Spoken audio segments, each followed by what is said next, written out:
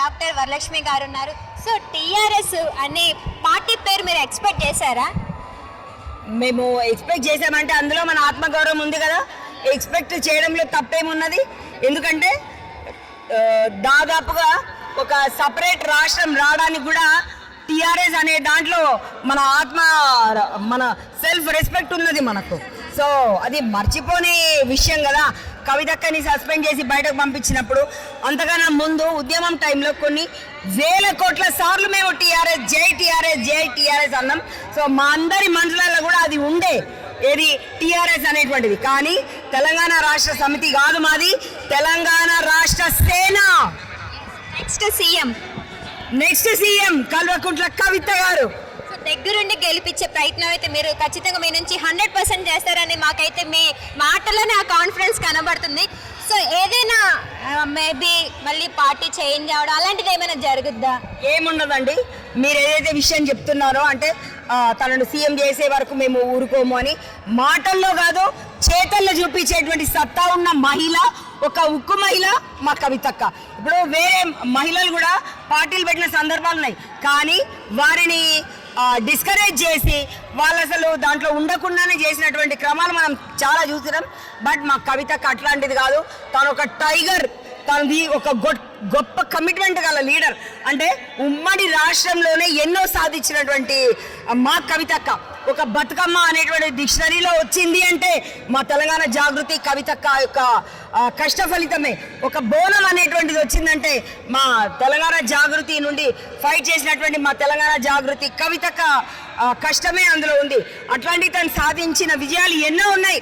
ఒక సంస్థగా తను ఇంతమంది సైన్యాన్ని, ఇంతమంది సేనను తను నిలుపుకొని 2 దశాబ్దాలుగా కష్టపడుతూ ప్రజలతో మమేకమైతూ ప్రతి ఒక్కరూ కవితక్క అని చెప్పని గుండెల్లో పెట్టుకునేటువంటి తత్వం మా కవితక్కది.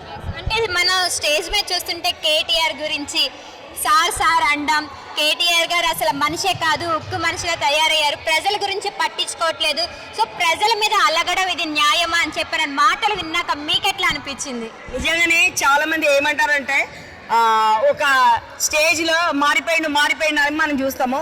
సో ఎందుకో మరి పెద్ద బాపు కూడా మారిపోయిండు, కేసీఆర్ బాపు కూడా ముందటి కేసీఆర్ బాపు కాదు. మరి ఎందుకట్లా మార్పు వచ్చిందో ఇక కాలమే చెప్పాలి.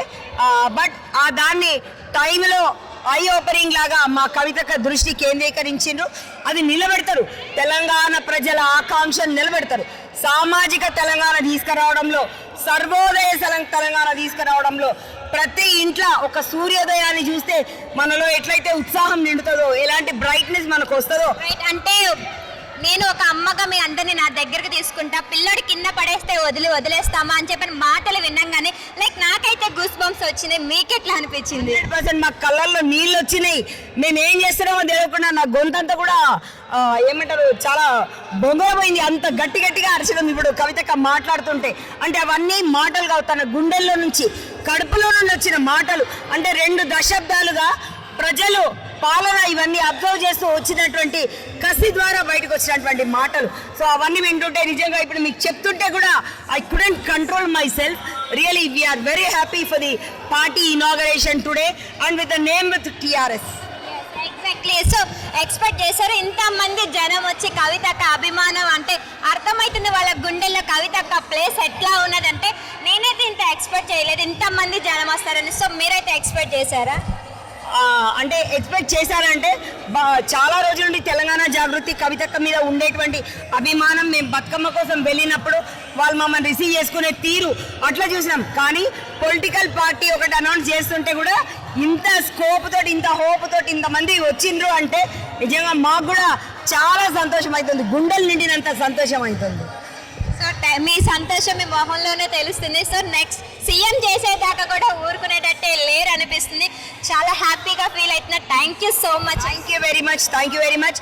జై తెలంగాణ, జై జాగృతి, జై టీఆర్ఎస్, జై కవితక్క.